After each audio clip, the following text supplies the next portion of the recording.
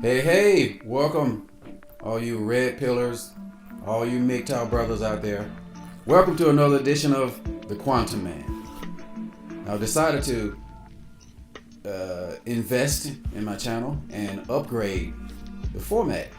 So this is a special format, by the way. This is my long format. This is what I call my long format video, which I've developed to really dive deep into some ideas and really break it down to you so you'll see the idea better using graphics, illustrations, and so forth. So, welcome to this long format video, special edition of The Quantum Man. Now I want you to suspend your practical thinking for a little bit. You have to suspend your practical thinking. Put out all your preconceived ideas about reality and your day-to-day life, physicality, your body, life itself. Now I want you to think about this. What if there are invisible things that we cannot see but are just as real as the material world you see around you? And what if those things, these abstractions affect the material world, your life, society, human development, human biology, in profound ways that you've never thought about before, and it is not talked about openly as say straightforward linear style biology. One of those things is the topic of this video, which I like to talk about. I like to introduce you to the concept, this theory I've been developing, and I started to call it the masculine-feminine binary. Here we have an illustration of the spectrum of light. Now, as you see that we have radio waves, microwaves, infrared, visible light, ultraviolet, X-rays, and gamma rays. This makes up the full spectrum of what we call light. But as you can see, the light that we are able to see is only a narrow band of the spectrum. Only a narrow band of the spectrum of light that we call visible light. So this is clear. This is a clear example of what I mean by there's a lot more to reality than can be perceived with the senses. The genesis for this idea of masculine-feminine binary started to take development around about the time this picture was taken. Actually, it started when I was 4, but this picture was taken when I was 5 or 7 years old, and I was fully down the path of trying to piece together what reality was to me. I was a very quiet kid, a very quiet boy who spoke as less as possible. I spoke only minimally, mainly because I thought that the people around me would not understand what I was saying. I was fully immersed in my ideas, and there was no language that I had learned or I'd heard spoken around me that I could use to really express what was going on in my mind. I think in pictures. So this very picturesque, imaginative reality that I had in my mind of formulating ideas, there was no language for me to really express that to the people around me, even if they were interested, which I did not believe they were at the time. So I kept it to myself. I was very quiet, but always thinking. It was also at this age where I recognized the clear distinction between emotional thinking and rational thinking. I understood objectivity and subjectivity even at this age, and I consciously decided to keep them separately. keep them separate. That way I can verify what I was seeing. Now I know that's very unique for a seven-year-old, but that is definitely my mindset at the time. I wanted to verify and prove to myself what's real and what is not. And the only way to do that is to formulate some type of mental process, through pictures, through my imagination, some type of process that can verify my findings for me. Now, I had never heard of the word objectivity. I had never heard the word emotions. I had never heard the word logical, but I understood what they were. Just, I don't know how, just some type of way I understood that was a difference between subjectivity and objectivity. And I wanted to keep those completely distinct from one another as I gathered in more and more information from what I was observing around me, to come to some real conclusions. Like I said, the genesis for this idea came around between the ages of 4 and 6, because that is during the time that my uncle had a couple of acres of land outside of the city limits, and he had some hogs, 15 to 20 pigs. And one of the pigs, I named her Julie. Now that I think about it, I don't know if it was a male or female, but it was the prettiest thing that I think I'd ever seen in my life. For some reason, that pig was very attractive to me. One day I was looking at it and I was wondering, why does this pig look so good? Why is this? What makes this pig pretty? It's a very pretty pig. It was black. It was white with black spots, and it had long eyelashes and an upturned snout, and it was just a very uniquely attractive animal. And I wondered why was it uniquely attractive? What made it stand out?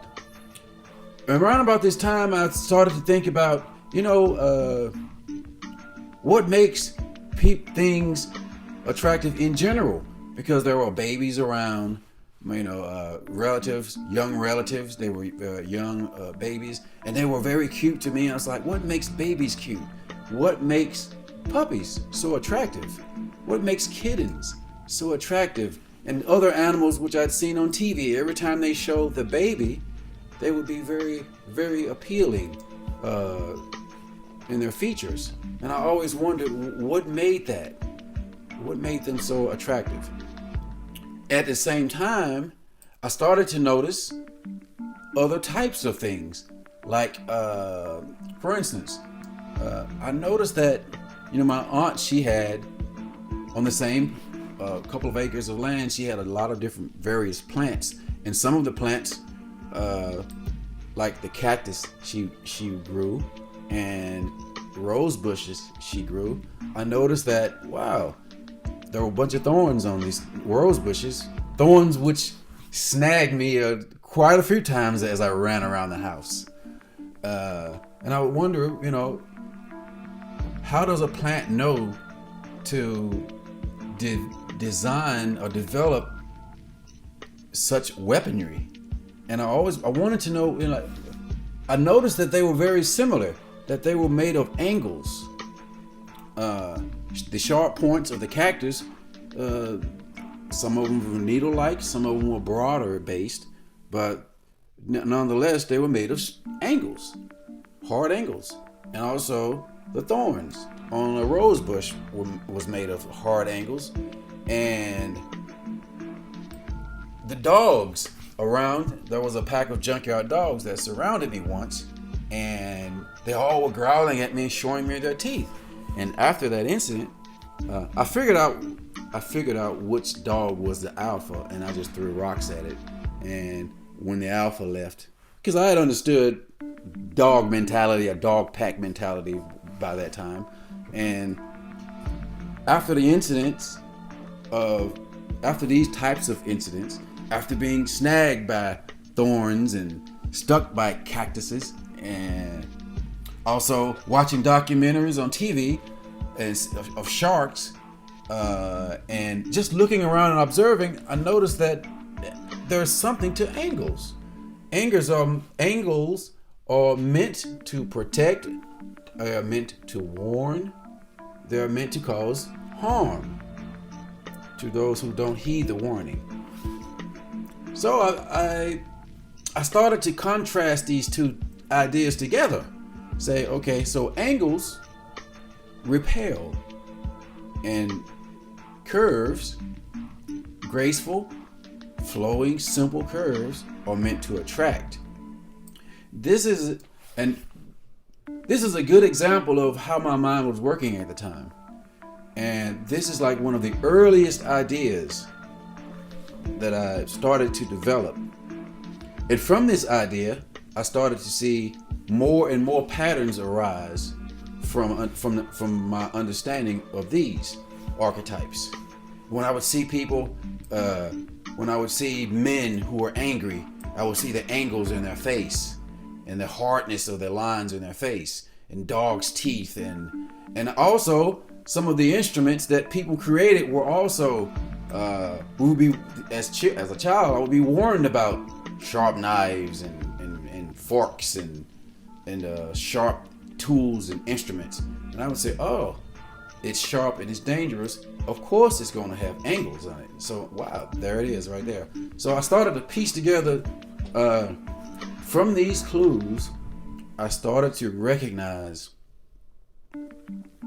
there are overlapping concepts, and I was only seeing evidence or clues to what these overlapping concepts were that don't exist materially, but they manifest themselves in the material and biological world around me. And I was starting to piece that together around about the age of 6 or 7.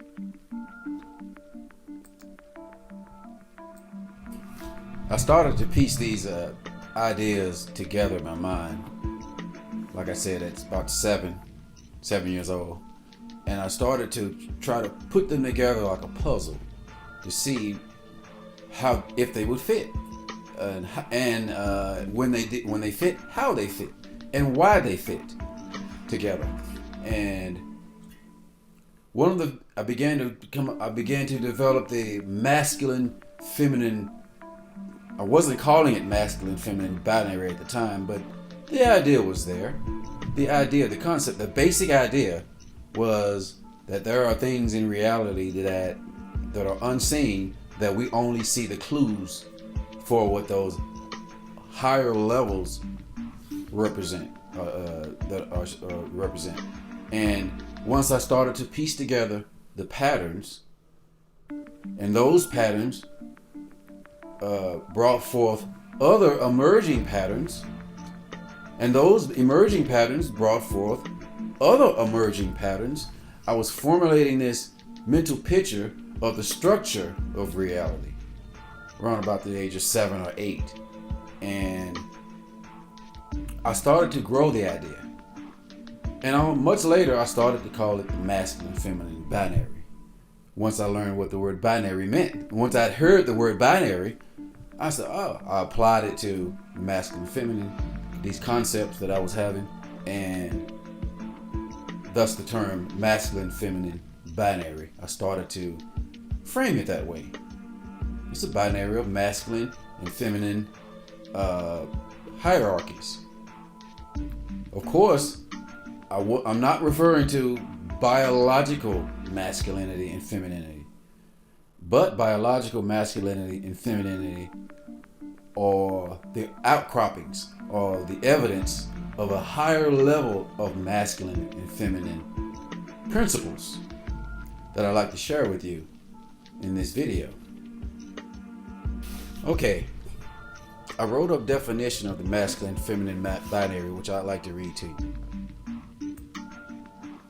Masculine feminine binary theory definition.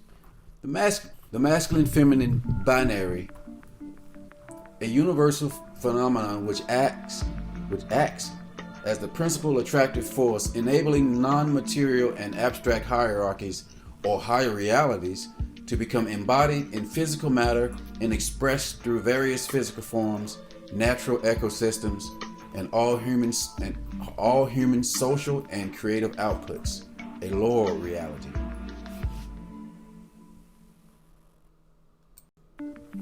A binary system created of opposing forces, invisible feminine energy and visible masculine matter, rhythmically oscillating union is the means through which the chaotic and formless essence magnetically binds to matter to cause distinct forms.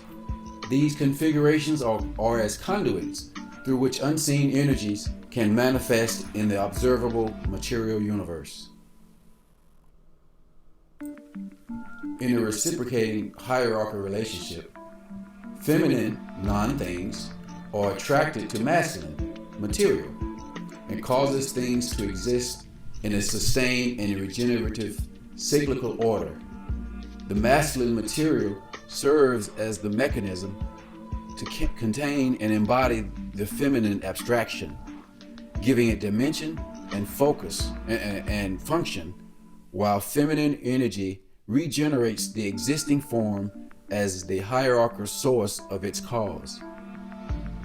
Without the active magnetic attraction of masculine energy, there can be no binding of opposing forces, and passive feminine energies remain in the state of atrophy without the mechanism to exist in physical form. But without its joining with feminine hierarchy energies, masculine material order has no defining purpose to reflect and no cause for its existence. All material expressions of masculine-feminine binary relationships are temporary and end after weakening over time or the destruction of the bond. Never static, a feature of observable binaries is the relative fluctuation within a dominate-subordinate cycle of order and chaos in the binary relationship between bodies of matter, biology, biological development, societal development, and reproduction. Distinct and observable forms in material reality exist to embody and facilitate the hierarchical energies that manifest from binary systems. Hierarchical energies partnering with physical matter are shielded and protected by the observable systems they create, while physical reality is held into primary purpose and regenerated feminine energies in reoccurring cycles of influence. Here's an illustration of the definition of the masculine-feminine binary and how it manifests itself, how this binary manifests in physical reality. So we have the two areas of reality, the invisible, non-material reality and material reality at the bottom here.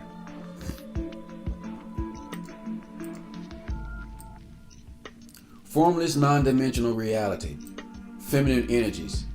It's negative. Has a negative charge, if I can use that term. It's negative. It's no thing. It is contractive. And at the bottom here, we have defined material reality, masculine forms, positive expansions. It is a real thing. It is real material. Ethereal essence as formless potential, but without matter to reflect a definite form, is the feminine realm of reality. It is no thing, but also everything. And at this level, you start to see the energies start to interact with material reality here. Attracted to matter, non-material abstract properties conjoin in a binary cycle with opposing forces to create hierarchical forms. Now, this is where the hierarchy energies start to merge with some of the start to become magnetically attracted to material reality. And here they start to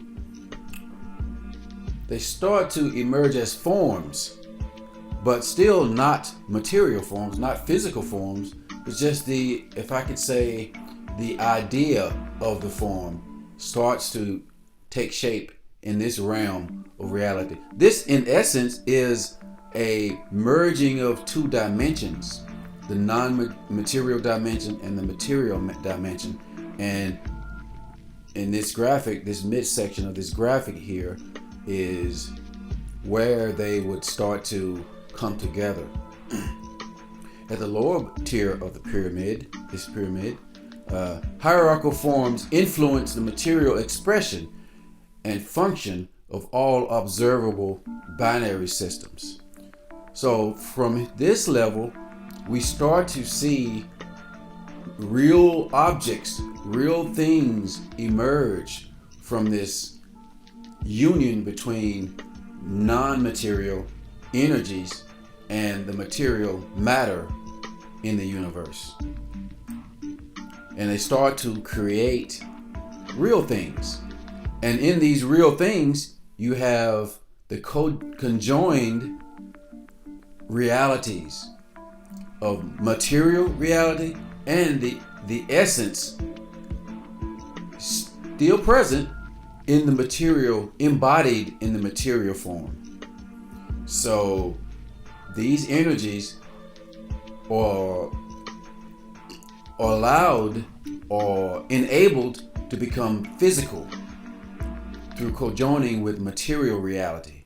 But and they develop into the things that we see around us, the material world we see around us, the objects and the things and the life forms we see around us.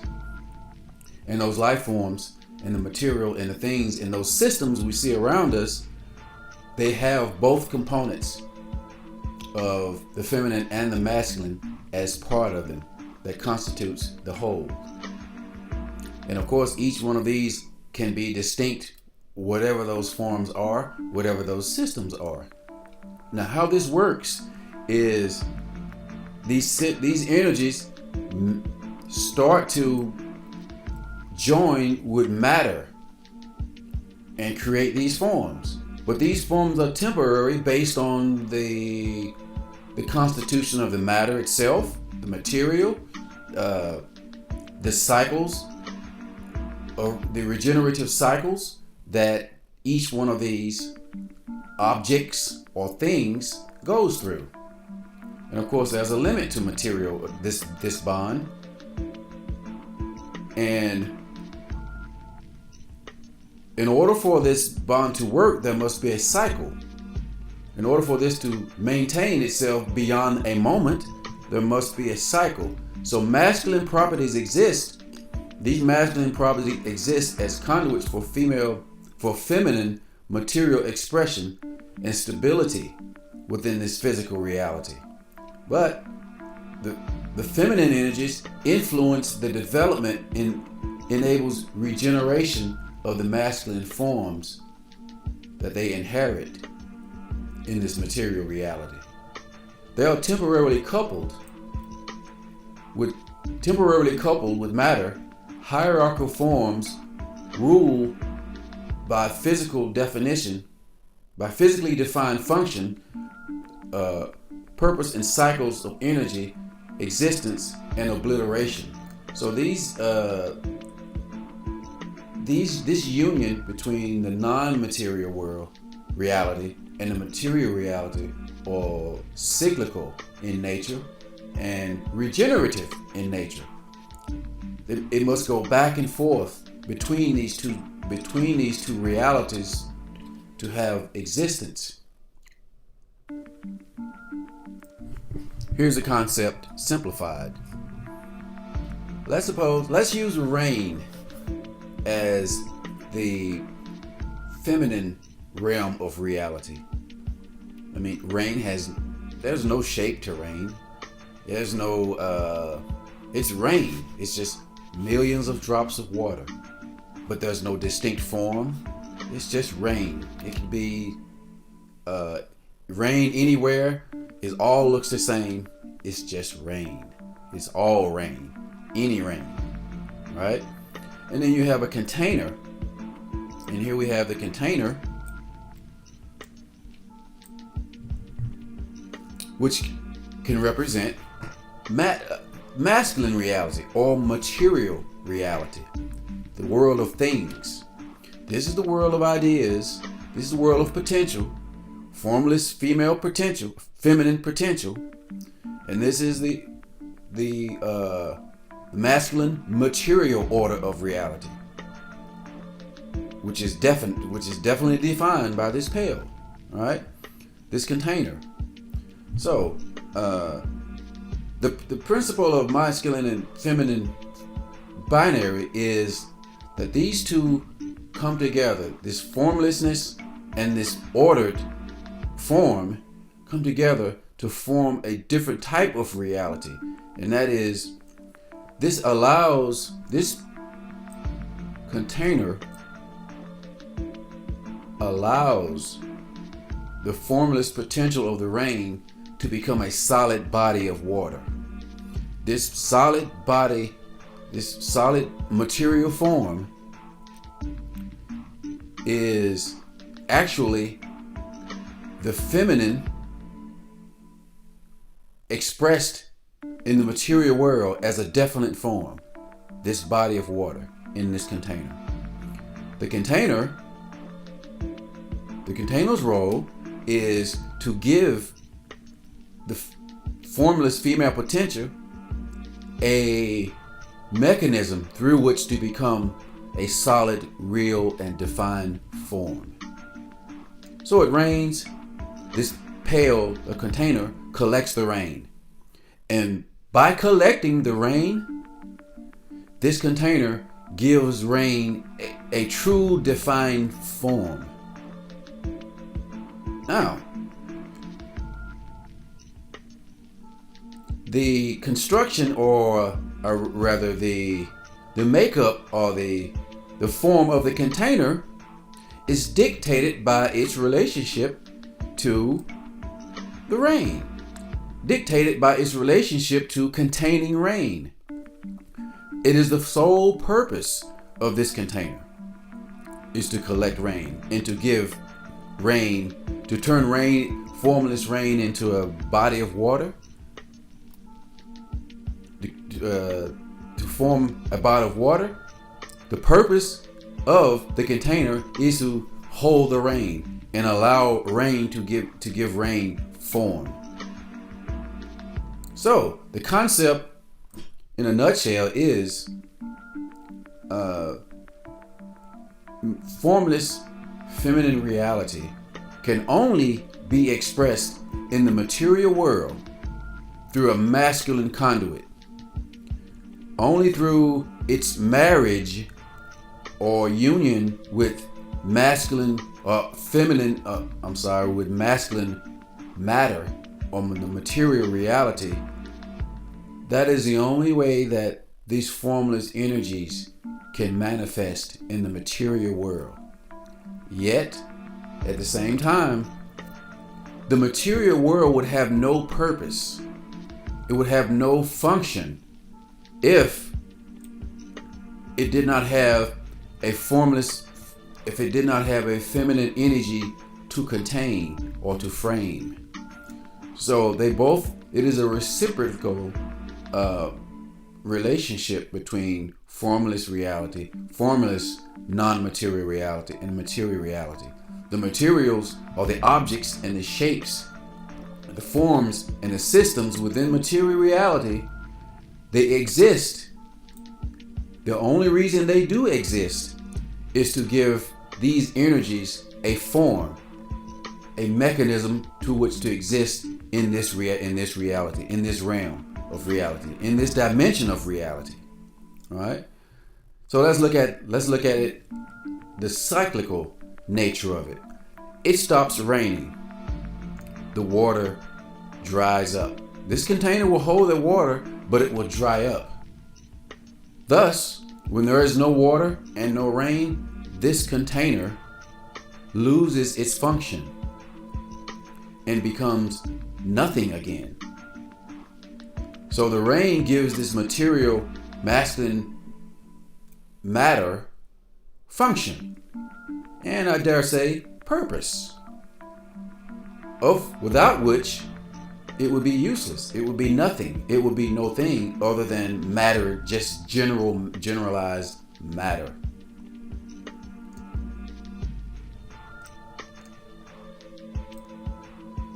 So it means that in order for this container to exist as a container, it must rain regularly or reoccurring bouts of rain in order for this to exist. If it stopped raining and never rained again, this pail or container would cease to exist permanently. But as long as it rains and it holds this feminine energy, holds this water into a body, if it rains before it dries out, this container will be in a constant state of regeneration and purpose. And that is that is the theory of masculine feminine binary in a nutshell. These two form a system. This formless feminine potential and this masculine material order, they form a union. That is the binary. That is the masculine feminine binary in action. And neither could exist without the other. This formless potential energy represented by the rain could never become a solid, ordered body of water without some type of container. Without some type of container giving it order and I would say protection, order, frame, a definite form within the material reality, within Earth. If this bucket were removed, if this pail were removed, it would just be rain, and the Earth itself would give this water or the rain the form. But for the sake of solidifying the concept and making the concept clear, I wanted to use a definite form of this container, representing the masculine energies, the masculine forms that gives formless female potential an actual way to exist in material reality, without which it cannot exist. This body of water cannot exist without the pail, and the pail, this container, loses its function and loses its purpose without having something to contain.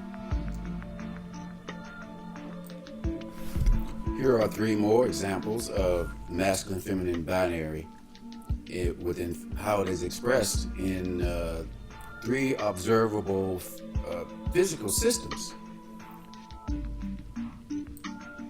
Here we have our solar system with the sun, and I've color coded all of these to be for their masculine aspect to be blue and the feminine to be in red. Here we have our sun colored blue, representing the masculine force that gives order and structure to our solar system. And of course, the sun is the star of our solar system, and its gravitational pull helped to create and sustain the orbits of various planets, including Earth. Now, without the sun, there would be no solar system. Without the sun, these planets would fly hither and yonder. They may not exist as well. So the masculine essence or binary part of the binary system of the solar system, the masculine essence holds, contains and protects the feminine essence of our solar system, which is the planets. Without the planets, the sun would just be a star with no solar system. So this solar system would not exist without this union or without this relationship. And here we have a cell, which is very similar, with the nucleus being the center point of this animal cell. It is the driving force. It contains all of the DNA, and it is the driving force of the cell, with all of the other components of an animal cell in orbit. Well, I wouldn't say orbit, maybe it's static, but in an orbital position around the nucleus. Very similar. Without the nucleus, there would be no cell, because the nucleus contains all of the majority of the DNA, which is the purpose of the cell, actually. Without the nucleus, there would be no need for, there would be no centralizing ordering force or ordering force to contain all of these other aspects of the cell into what we consider a cell. And without the feminine aspects of all of these various components of the cell, there would be no need for a nucleus. So a cell is a compartmentalized unit of the masculine and feminine binary, just as our solar system is a compartmentalized unit, which makes a whole. It is a system. And here we have an atom with the nuclei. I think that's called a nuclei. This is the nucleus. The nucleus for the atom, positive charge nucleus, holds in orbit, very similar to a solar system, the electrons as they orbit the nucleus. The nucleus is the masculine aspect of an atom. The electrons are the feminine aspects of an atom. Without the nucleus giving order to the structure, there would be no atom. Without the electrons giving purpose to the nucleus, there would be no atom as well. So the masculine feminine binary expresses it, although it is a universal phenomenon, it expresses itself in definitely every biological relationship, but also non-biological relationships. Universal, whether it be biological or whether it be non-biological, if it is observable within the universe and it is part of a system, it is definitely binded. It is a definite expression of the binding of energy and matter, feminine energy, masculine matter. And without masculine matter, the feminine energy would have no means of material expression. And without the feminine energy, the masculine matter would have no purpose, and it would not serve as part of a unit.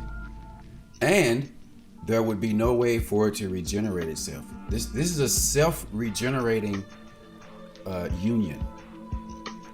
Self-regenerating union between masculine energy and masculine matter and feminine energy. Without either one of them, without any aspect, material reality would be void of all systematic function. I don't know what type of state would it exist without matter. It wouldn't exist. There would be no existence because there would be no observer to recognize its existence. If, in another way, I'll put this in another way. Without the observer, none of these systems would be reality. So without the observer, there would be, actually, the observer is a manifestation of these systems, of a binary system.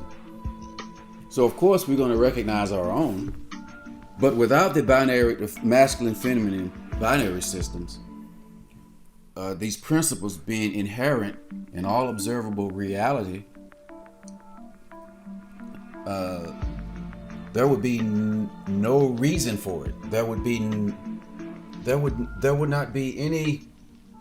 It would not exist at all. It would be non-existence, and it would also just remain feminine energy and this detached, useless, existing material. These materials will not take form. Material reality and all the things in it, including these cells, including the atom, including the solar system, is constructed in this manner only for the reason to bring forth feminine energy. It is the reason that they exist as expressions of feminine energy, without which there would be no reason for it to exist, and it would not exist.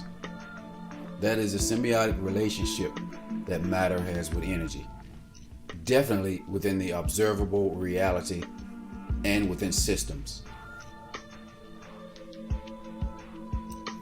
But of course, the masculine feminine binary represents itself in more than just, giant systems like our solar system and very, very tiny systems such as atoms and cells.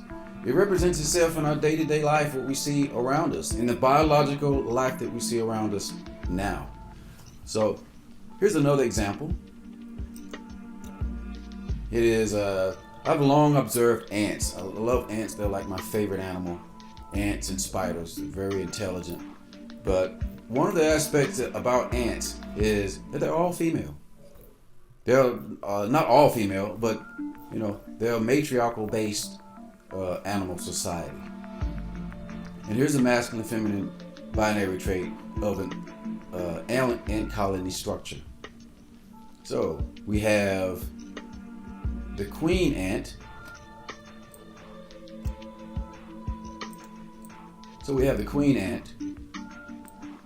Let's think about the life cycle of a queen ant. A queen ant, before it leaves its original colony, mates with a male and possesses all of the sperm or to start a new colony. So it goes off. Whenever you see those ants with the wings, they're going and flying off to start a new colony. So a queen ant, very, very much like the feminine reality, is hidden. Queen ants hide themselves underground, and you never see it again. Right? So in a way, in an observable way, it becomes an abstraction. The queen ant becomes an abstraction, right? With no representation on the surface, with no obvious representation on the surface. So when you see ant beds, you will never see the queen, because the queen is deeply embedded into that reality, into that colony, right? So she produces worker ants. These worker ants are what I would consider her masculine expression. So again, the feminine essence of an ant, of a queen ant, gives purpose or reason for masculine expression. And what is that reason? The reason is so that these worker ants, they go out into the material world. They go out and forage. They go out and hunt. So this queen has is is sustained and allowed to exist in the material world by the masculine soldiers that she creates. Now, of course, these are female too, but I'm not talking about biological female. I'm talking about the symbiote, the relationship between feminine and masculine in this binary structure of an ant colony. All the ants you see running around or walking around or when you disturb an ant bed, those are, in essence, if I can use this language, I like to use the language. Those are feminine essence. That is feminine energy molding and creating, attaching itself to the material world through the workers that she creates. And the workers become her,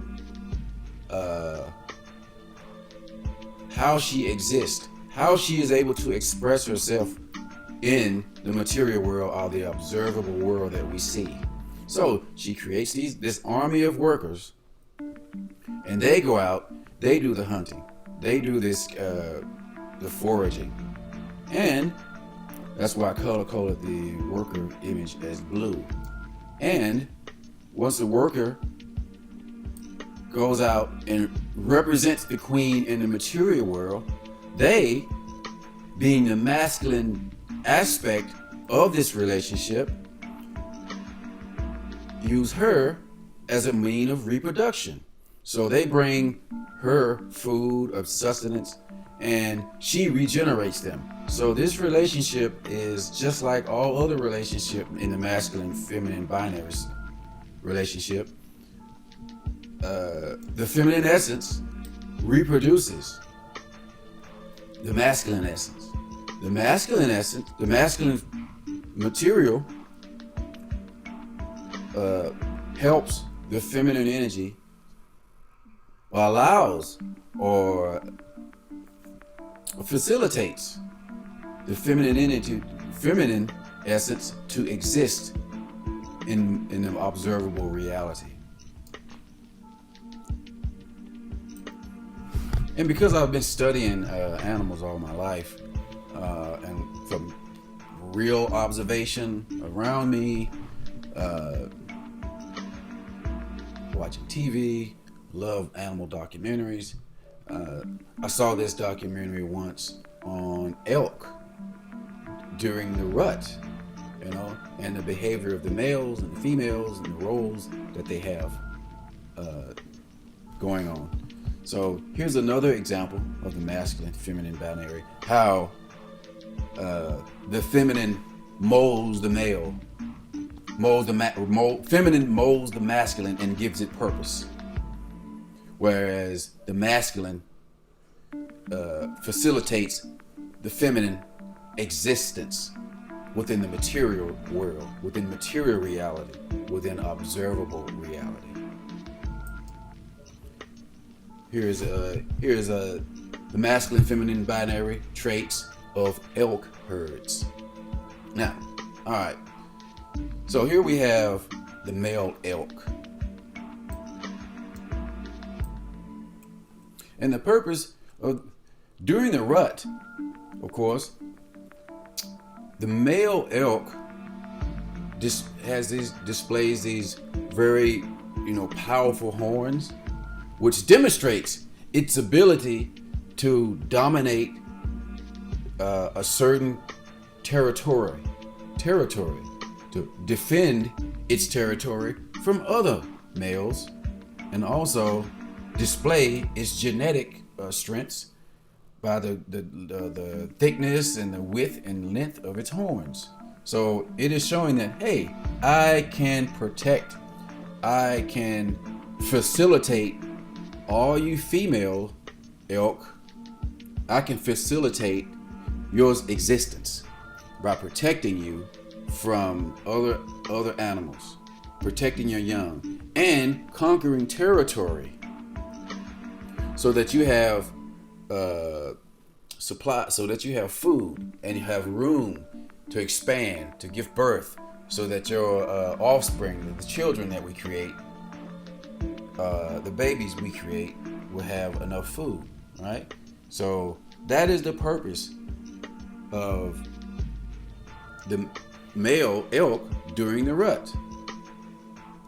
I did this little graphic here to show how the male gives the female elk a frame, almost a protective shield, but also I would say societal or group dynamic shield that allows the female to exist. She does not have to defend. That's his role, to defend the territory, because she is not a territory maker. She does not exert herself within nature. She only reproduces. That is her role, is to reproduce for the male, and the male's role is to facilitate her existence and to give her space to be feminine, to be the feminine aspect of an elk herd, to represent the feminine energies in this animal. And he, of course, represents the material aspect of the masculine feminine binary of elk. So he gives her a frame.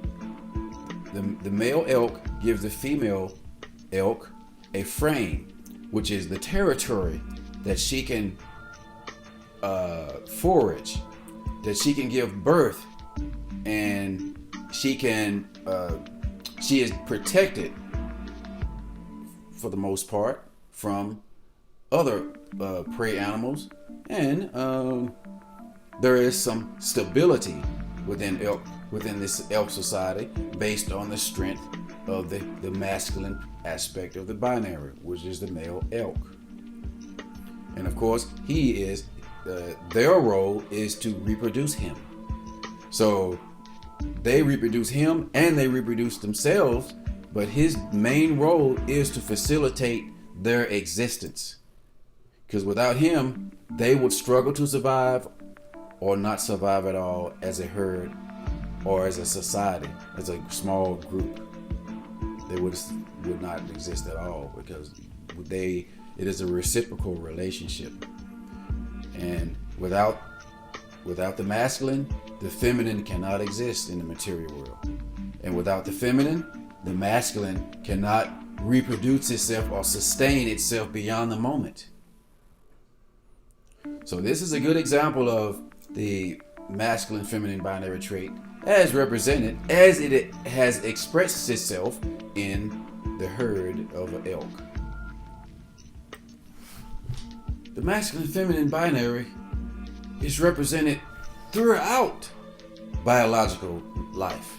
It is represented in almost everything we see, especially biology. Within biology, I've given you examples of non-biological, the non-biological examples. But within biology, it is a very diverse, very complex, interwoven systems of these binary systems, and how various systems overlap. You can have a masculine feminine binary within a masculine feminine binary within a masculine feminine binary within a masculine feminine binary, almost fractal-like. It's very much fractal-like. As it branches out, it turns into another binary, and that binary branches out and it turns into another binary, and so forth and so on. And these binaries last so long as the masculine aspect of it is still functioning. It still functions and it still protects, and the feminine aspect still reproduces. So it continues in cycles of facilitation, protection, reproduction, in those cycles. Here's another example. This is a masculine feminine binary traits in the relationship of prey and predator. Now, if you think about prey, they're collective. They are very collective. They have unlimited authority. They They are fear-based because they recognize that they really can't protect themselves to a degree in definitely in their relationship with predators, but as a unit, as a prey species, it is a feminine species. But within the feminine species, you have the masculine feminine binary playing itself out, like this herd of deer here, or herd of deer here. There are male deer that play out, and female deer, they play out the masculine feminine binary within this unit. And this wildebeest, there are male and female wildebeest. They play out the feminine. There is a masculine feminine binary relationship within this unit. Also fish. But as a collective, like group of species, as a collective unit, they together make up prey. They form a feminine binary, the feminine aspect of the binary with predators. And if you think about predators within a predator species, such as wolves and sharks, but primarily mammals, there is a masculine feminine binary within a pack of wolves, with the alpha being the order giver, giving structure, the conqueror of territory, the facilitator of the hunt, right? But it also needs female wolves to reproduce. So that's a sub-masculine feminine binary.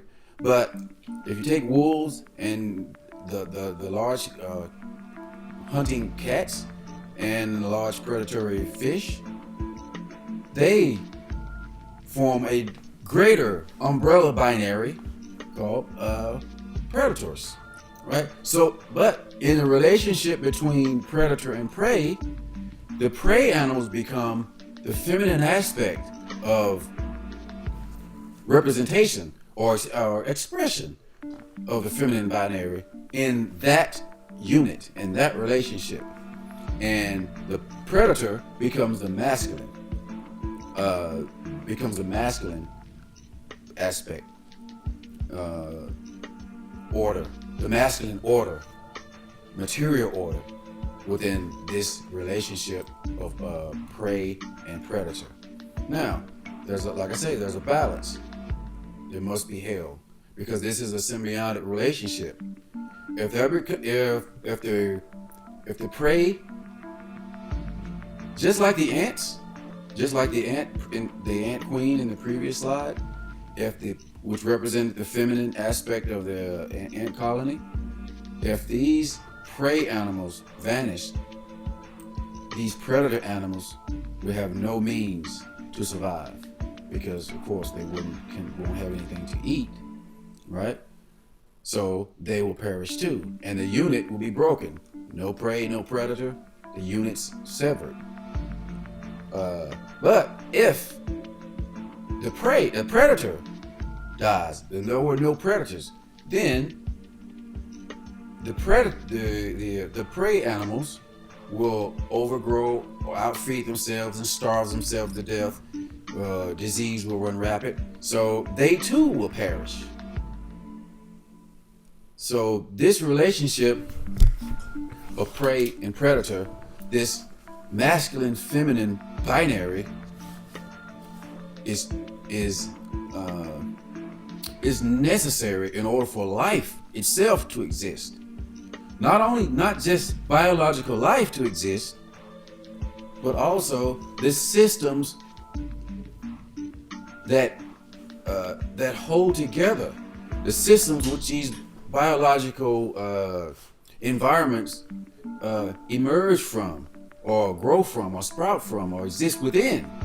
These systems, the systems themselves, such as nature, the biosphere, the atmosphere, all of these things are all part of a masculine, feminine binary to a very strong degree.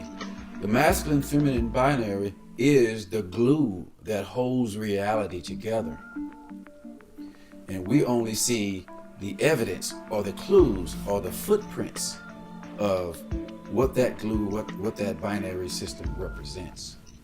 And the relationships between prey animals and predator animals clearly represents that relationship, because one could not exist without the other. Masculine feminine binary plays itself out in endless ways, in every way. And here's another example of that you might not have considered. Our sleep cycle. Our sleep cycle is actually the masculine feminine binary in action. Let me show you. Right. So, when we sleep, there are a lot of things that get regenerated. Our body gets regenerated. Our mind gets to rest, and we fall into a dream state. And of course, what are we doing when we're dreaming? We're sending our consciousness, our conscious, to the feminine realm, where there are no things, yet all things. There is no logic. There is no reason.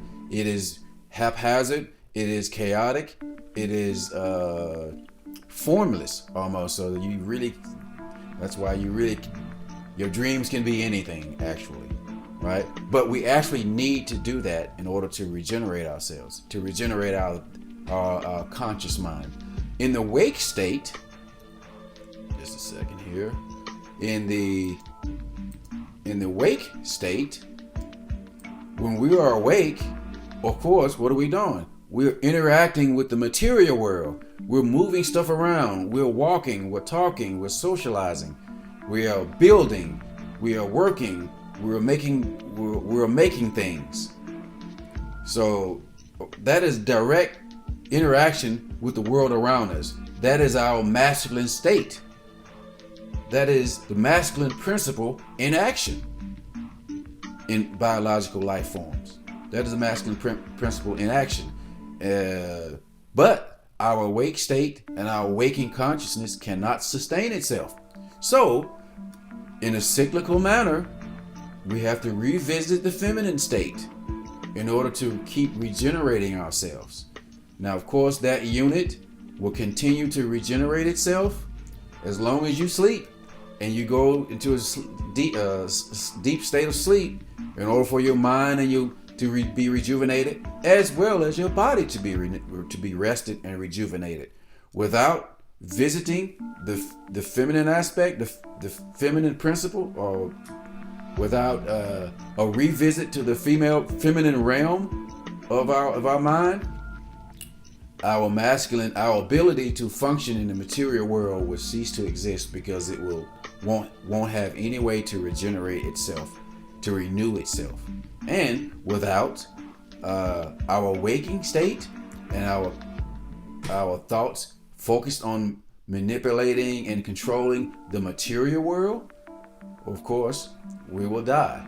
And the feminine aspects, the feminine state, the feminine energies of our consciousness, the feminine aspect of our consciousness will have no way to exist in the material world without our waking state actually going and giving it sustenance, providing for it, much like the worker ants provide for the queen ant, the invisible queen ant, the abstract queen ant, the non-existent queen ant. So, when we go to sleep, we're actually in a cycle of regeneration, mentally and physically, by our consciousness being predominantly, because being alive, we are material, and like I said, all material reality is masculine based, so we're going to spend the majority of our time awake, right? So working, navigating through through the material world, through the physical world, right? But that navigation, that working and foraging and whatever we need to do to survive, without going to sleep and revisiting the feminine realm, or the abstract realm of our dreams, we will cease to exist because we will have no means of regeneration. So the masculine, the purpose of all the masculine principle, the purpose of the masculine principle is to facilitate the existence of feminine energy, the feminine essence in the material world. And the feminine energies regenerate the masculine material bond, right? So just like all the other examples I've given you of the masculine feminine binary, if you do not sleep, you perish. If you are not ever awake, you perish. So we need this cyclical, symbiotic relationship of sleep and rest, with sleep and awakeness. The awake state, of course, because we are material, because we are biological, and because we exist in physical reality, it must dominate. That is why the masculine aspect dominates the material realm of reality. So wake will dominate sleep just the same. This is an overview of the masculine feminine binary traits. The masculine feminine binary as it's represented in these systems, biological systems and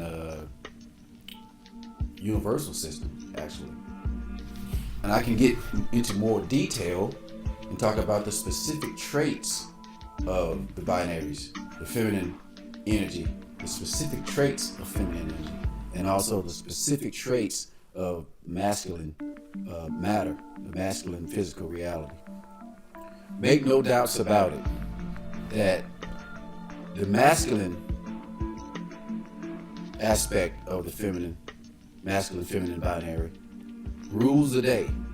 It rules as long as that feminine energy uses masculinity to represent itself, to sustain itself in material reality.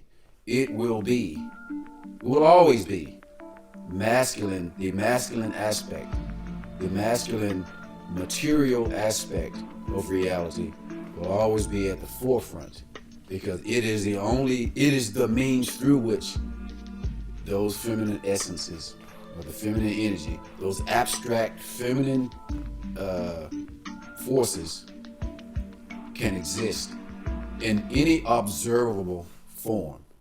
We will not be able to observe it. We would not be here to observe it if it was not for the masculine, magnetic masculine matter and the order it imposes on the feminine energy, through which that feminine energy may express itself materially. Now, of course, the masculine feminine binary represents itself in people, in mankind. So here's a slide that I put together to illustrate that. All right, so the feminine principle is represented in female, in the female part of our species. And of course, binary means two. It's a duality system. And men and women represent that duality, with women or females representing the feminine energies. That's why we call it females, and that is the reason why I call those forces female forces, because they are the regenerative factor in the masculine feminine binary. And that's why I call the masculine part of the binary masculine, because it is material based. It's material based, and we can see that play itself out in not only the fact that there exist men and women representing the binary. Obviously, we also see it in the relationship between men and women, right? So let's look at how that relationship has played itself out over millions of years, they say, up until recently. Now, I'll comment on that in a minute, the recent developments and how that relationship is, but it is still here and it's not going anywhere. The masculine feminine binary relationship between men and women will always be here. It's just recently the state or these governmental systems have come to replace the male aspect of in that relationship, but that relationship still exists. So let's look at the feminine principle. The feminine principle is female. Now I went down and put in some of the characteristics, not what we typically think of as feminine characteristics, as the empathy and all of that. That's social characteristics. I mean, the overview characteristics of what the female represents in this binary unit, right? In this binary relationship. And the female is generally collective and emotional and reactive, irrational, prone to change, inclusive, seeks social mastery, group interdependence, rapid maturation. All right, because those things are not related to anything material. They're not necessary to control material, to control actual physical the physical reality, right? That's an interdynamic group dynamics, right? And represented by this red female here, red female figure. Of course, the male represents the masculine principle, and they tend to be individual because in the material world, the feminine energies are chaotic and not specific. They are no thing, yet they are all things, right? But when the feminine energies marry material, they become a thing, a specific thing, a individual thing, right? And that individual thing, whether it belongs to a system or not, gives that feminine energy order. It gives it structure. So there's limited authority. There's an authority. It is rational and logical based. It's proactive, aggressive, because these are the traits necessary to control physical reality. And that is the role of the male in this masculine feminine binary of human beings, right? So the male gives the female a frame, a structure. Men have traditionally give females the structure. They've given her shelter, they've given her protection, they've went out and conquered territory so that she can freely exist in the world without danger of animals, predator. They feed her, they go out and hunt, they sustain the female, right? So that she can so that she can exist within reality, within material reality, within biological life, right? And in turn, men cannot reproduce. So they have to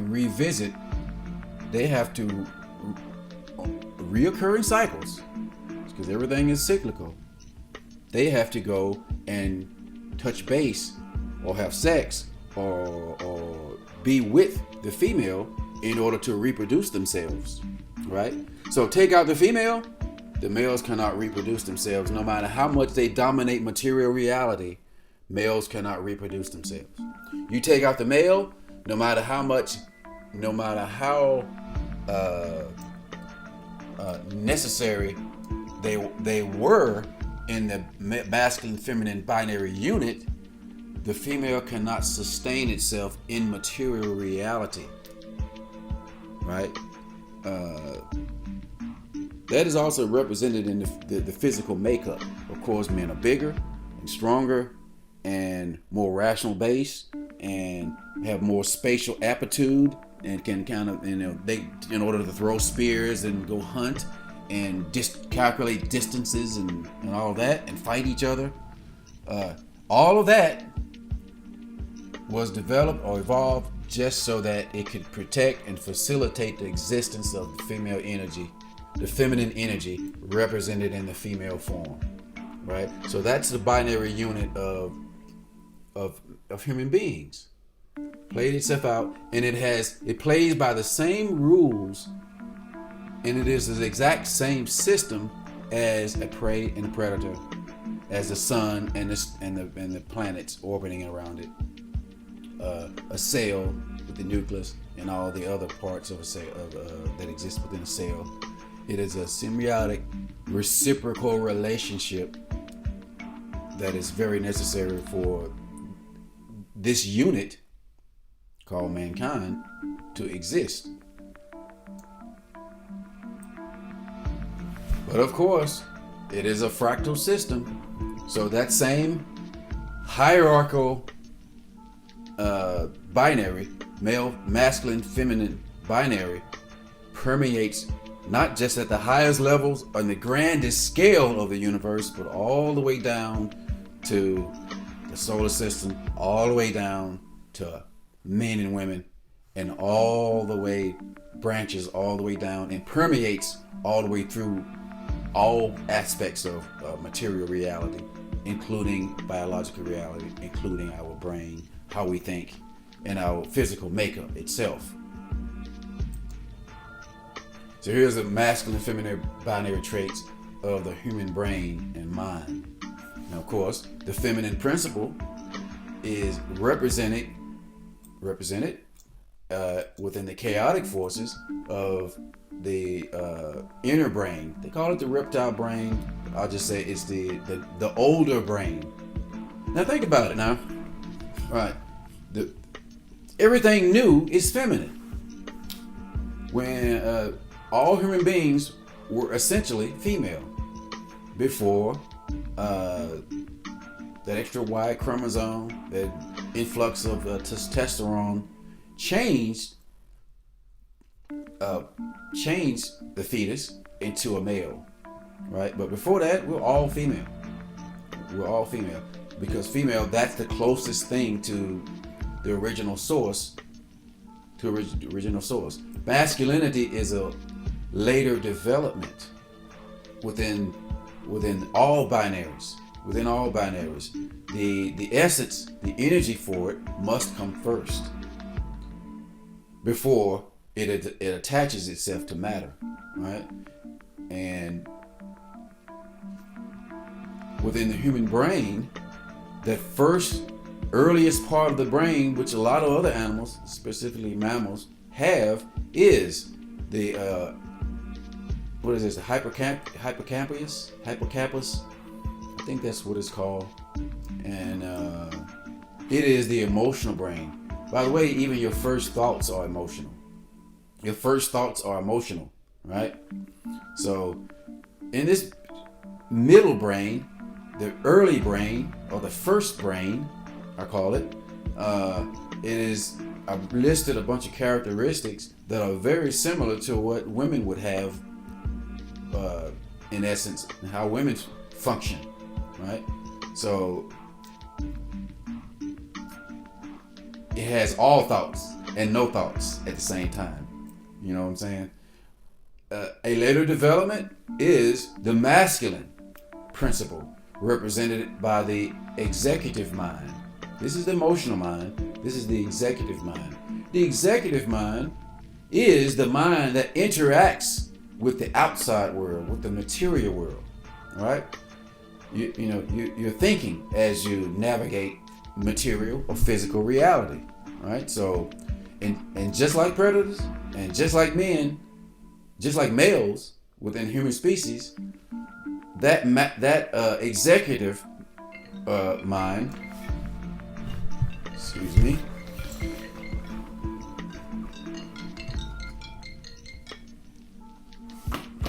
that executive mind is has all the characteristics it needs in order to dominate or interact with the material world, right? So, and if we think about how this plays itself out, the dynamics, you have the original brain, it gives you your first thoughts. And those first thoughts can be any thoughts. They're random. They're all over the place. They're in a chaotic state. The executive, then it is up to the executive mind to give order to those emotional thoughts, to categorize, to prioritize those emotions, to give those emotions structure, right? So that is the reciprocal relationship. And since all thoughts originate in the female mind, or in the first mind, the mind of the feminine principle, the masculine mind cannot exist without a constant influx or regeneration of thought from the feminine. So it's very much the same system embodied in the human brain and human mind, that, if I can use biological reproductive terms, the woman is attached to the male.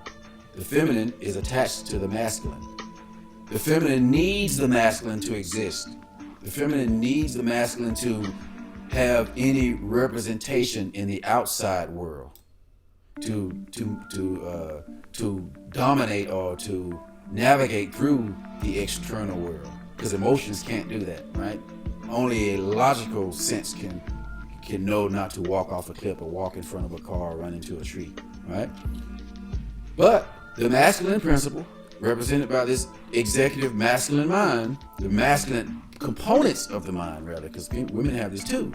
The masculine components of the mind gives the feminine mind life, gives it sustainability, but it also needs to in a cyclical matter, it needs to revisit the emotional state, the emotional mind, or the feminine principle mind, the emotional mind, in order to get thoughts to regenerate itself, and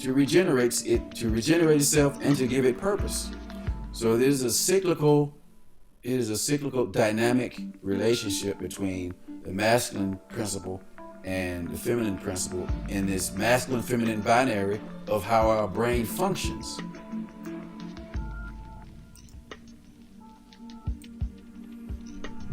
But because it exists on a fractal, in a somewhat fractal structure, and of course, these are overlapping fractal structures that permeate throughout all these systems, right? You could also see the masculine-feminine binary trait in the construction of the brain, actually, with the female principle representing the right brain and the masculine principle representing the left brain.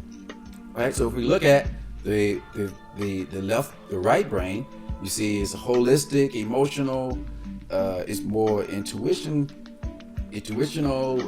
it's artistic, it's fanciful, imaginative, and all of that things that you might consider more, if you look at men and women, more on the female side, right? But this is a human brain in men and women. So you see how this binary system, it is compartmentalized as an overview, but it manifests in each subunit as well. It manifests itself in the unit of men and women, but it also manifests itself in a man and a woman separately. So because it is structured, it permeates. This structure permeates from the universe, from all the way throughout the universe, and also in the construction of all biological life forms. It is the basis of all relationships, and that relationship is an expression. It's a marriage between material and energy, the feminine energy and the masculine material, and that is represented in how human brains, or brains in general, are evolved, right? So we have the masculine left brain. It is very much like a male, and very much like predators.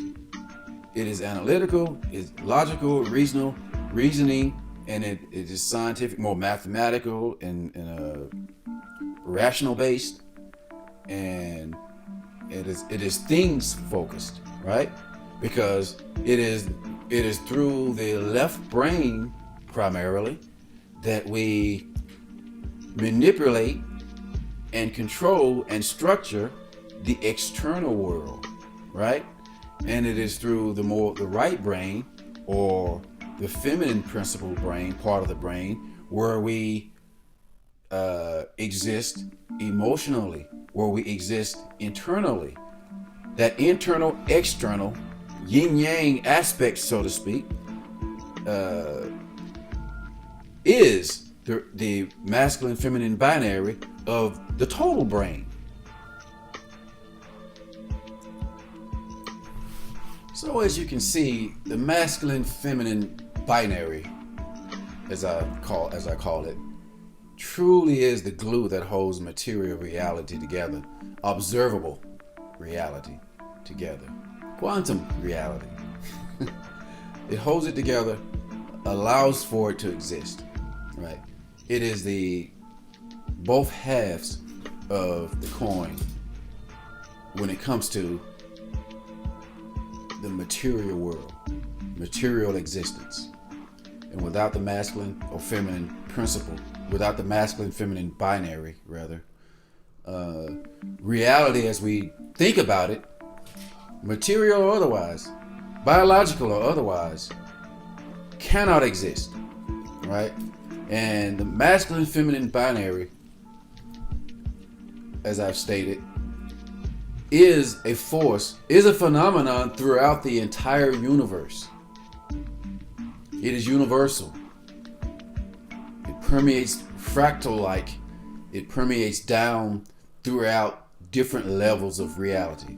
What it actually is, it is where the masculine feminine binary is the union of dimensions, right? It is the union of dimensions. It is where dimensions clash or come together, where they overlap, right? So it is the union, or the overlapping, or the coming together of non-physical reality with physical reality. And it is the system or the mechanism through which that marriage occurs, that union occurs, So it is, if we understand this principle, this function of reality, we can also see how it plays itself out in not only the observable universe, and within our own society and our biology. It also plays itself out in every single thing that human beings create. All of our creations, everything, is a direct result of the masculine feminine binary, right? Here are two final examples I would like to give you.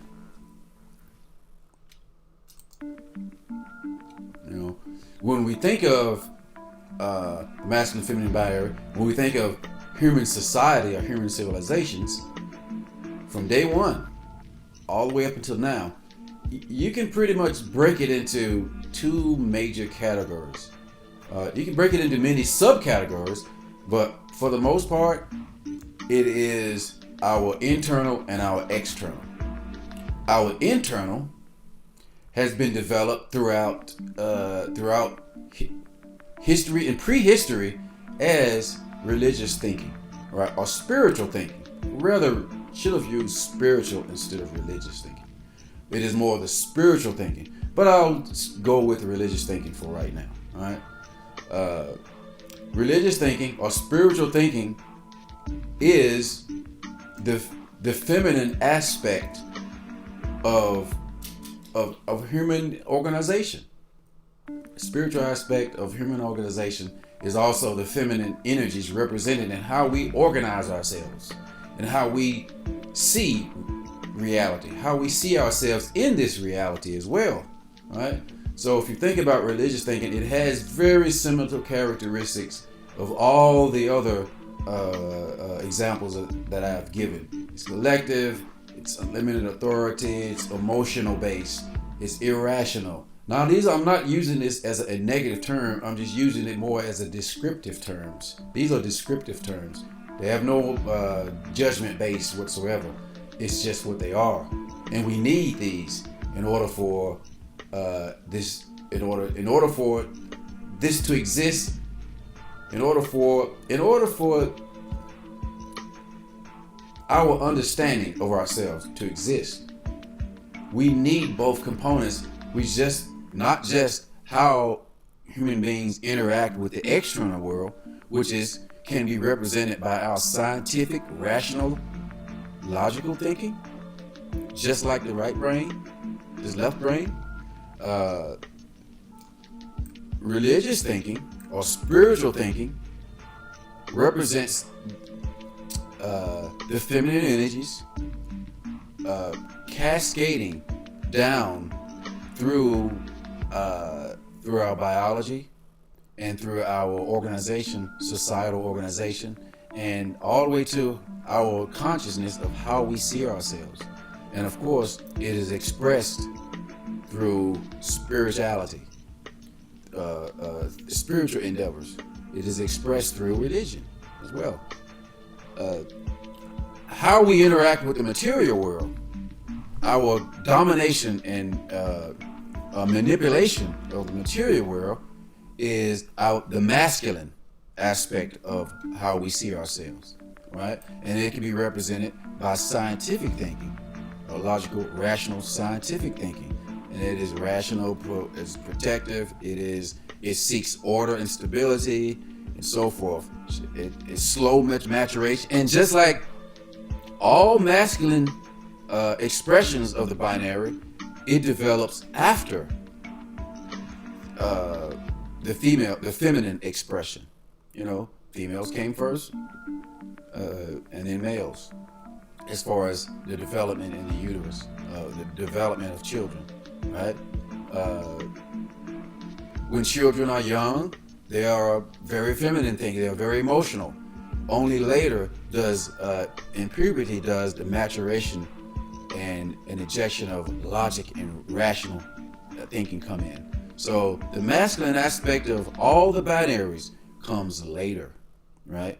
It comes later as a later development. It comes as a later development in order to sustain or allow this to exist. In order for the feminine principle to exist, the masculine has to be established. The masculine principles have to be established, and vice versa, right? So if we look at that symbiotic relationship, of course, science, organized science, or really rational development of science, the evolution of science, evolved from religious thought, right?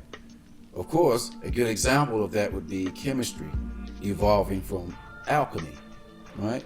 So, and these two areas were probably the first things that human beings did to separate ourselves from the animals, right? Because think about it, the first thing we did was we created tools, we created spears and used rocks as tools, and at the same time, very similar, we created art and wondered about the meaning of things, right? So these things have a cyclical relationship with each other. These areas do, just like the brain, just like men and women, just like the sun and the planets, just like the queen ant and the workers, right? So religions or spiritual thinking, right, gave birth to scientific thinking, right? And scientific thinking has to somewhat, so to speak, revisit spiritual thinking to be inspired. Of course, because we're a material base, science will rule the day, right? Science, logic, rational, and rational control of the material world around us will rule the day, and it will be masculine based because it emerges from the masculine principle of reality. From the masculine feminine binary, science is the masculine part that facilitates this sustainability of the feminine aspects of how we organize ourselves and how we see ourselves in reality, how we see our existence. Now, without getting too deep into this example rather,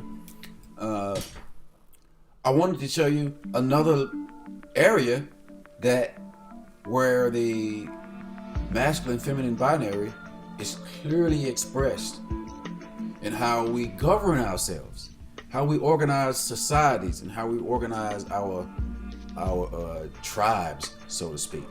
All right. So let's look at the American political system. Oh, we could go back and look at other systems, because when I was younger, I often wondered why the West dominated the world, right? Why does the West dominate the world? Why did pretty much all the way back to the Greek and Roman days, right? And when I thought about that, and I applied the masculine feminine principle to world history, I got a sense, or I can see that Greek culture was actually the birth of the masculine principle within tribal and civil organization of how humans govern themselves. Right? Because before that, if you go prior to that, from Egyptian, the Sumerians, and all the other tribal, all the other civilizations of the world, they were feminine based.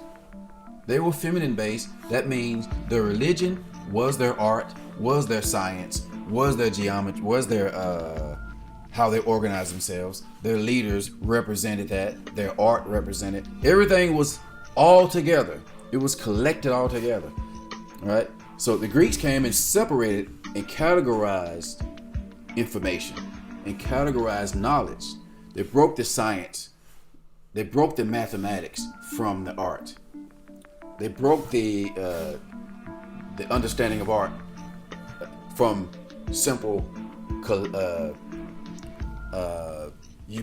ubiquitous style images like Koros of Egyptian style statues, and made it specific, the individual, right? Made it individual, and ended with and that's represented in the contrapposto pose.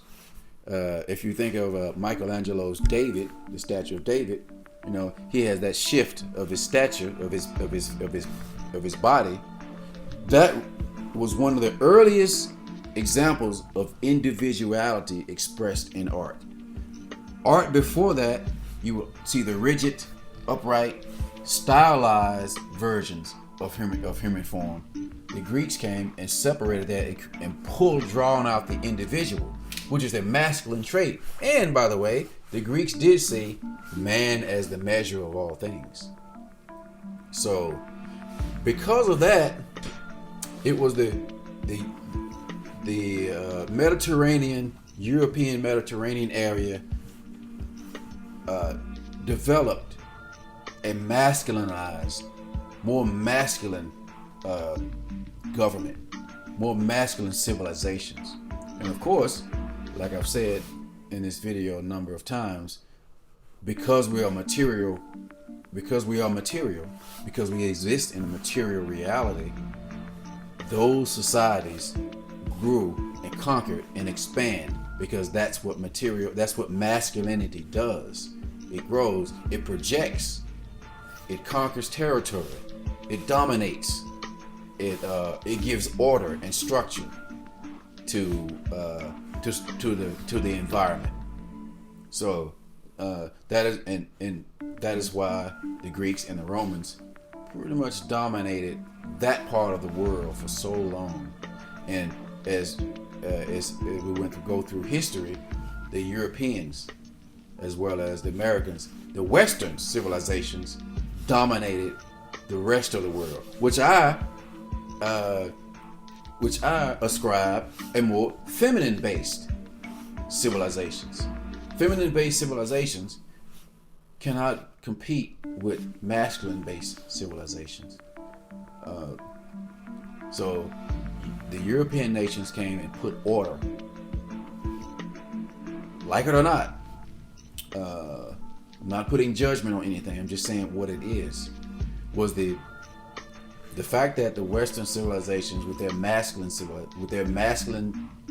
civilization, the Western region, with their masculine civilizations, were able to go out and frame and give order to the rest of the world, almost just like a male elk frames and gives structure to female elk. It conquers territory and allows that to exist. And of course, the Western civilizations went into the reoccurring visit to the feminine realm, to the feminine civilizations, and abstracted resources. Thus, that is a reproductive aspect of the relationship, the masculine feminine binary of Western civilizations as opposed to non-Western civilizations. But if we look at American government, how America organizes itself and governs itself, we see that very same masculine feminine binary represented in the two branches of the government. And of course, there's two, just like it's a man and a woman, there's two. Represented as the female principle can be represented as the democratic wing of our government, and the masculine principle can be represented as the conservative or Republican branch parties, represented as the Republican Party, and the Democratic Party is a manifestation of the female principle in our government.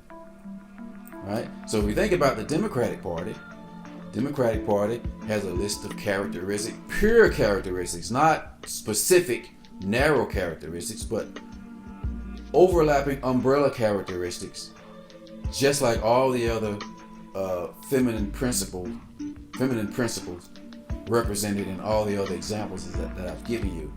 It was collective, it's emotional based, it's reactive, somewhat irrational, willing to cause disorder, and it seeks social control, group dependency, and rapid maturation, right? And if you think about, when we think of conservatives, it is individual based. That's what we all conservatives always talk about, is the individual, right? And this balance between the two, this interplay between the two, is what makes, the United States form of government potentially the best. Even though it can get raggedy at times, right?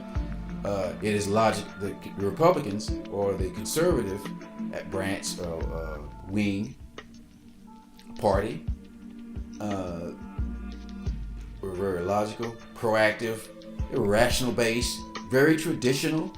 It seeks order. Is exclusive, restricted members, limited dependency, slow to maturation, and of course the opposite characteristics are represented in the Democratic Party. So even in how we govern ourselves and how we structure our tribal organization, rather, we see the masculine and feminine binary play itself out. Now I want to do another video going into detail about Western civilization as opposed to non-Western civilizations throughout history, but that's going to be a little bit later. I did not want to make this video any longer than necessary to make the point, right? So I hope you've enjoyed this presentation. I plan to make more, show you more examples of the masculine, feminine, binary, and I'd also like to talk about these other systems. Masculine, feminine, binary is only one system in a multitude of overlapping systems that permeate throughout the universe and biology and how we see ourselves in human development. Also the individual. Also the life of an individual. I want to do more videos very much similar to the format of this video, using graphics to illustrate what I mean, to illustrate my points. Right? So I hope you've enjoyed it. So if you have, please check the like button. Please subscribe so that you'll know when I release other videos, long format videos as this, as well as my short format videos where I sit and I just talk. So I hope you enjoyed it. Thank you so much. Don't forget to subscribe and hit the like button. Thank you for your time.